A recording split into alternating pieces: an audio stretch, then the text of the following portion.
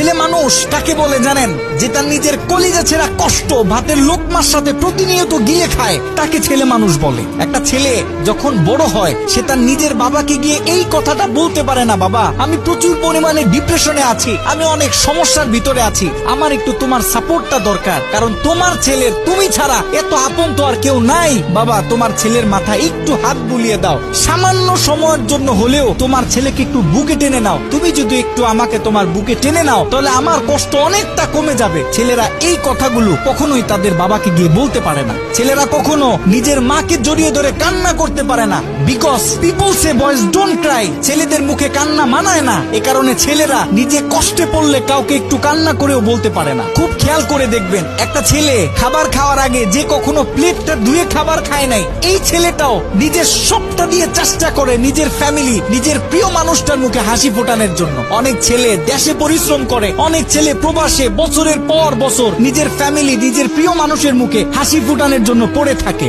দিন শেষে ছেলেদের মুখে হাসি ফোটানোর মতো কাউকে পাওয়া যায় না। আমি মনে করি boys are the best actor in the world. এই পৃথিবীতে ছেলেরা হচ্ছে সব থেকে বড় অভিনেতা, কারণ ছেলেরা নিজেদের বুকে হাজারো লক্ষ কষ্ট পুঁতে রেখেও মুখে হাসি নিয়ে চলে, কারণ সে জানে আজকে আমি যদি ভেঙে পড়ি তাহলে আমার পুরো ফ্যামিলিটা অস্তিত্বহীন হয়ে যাবে।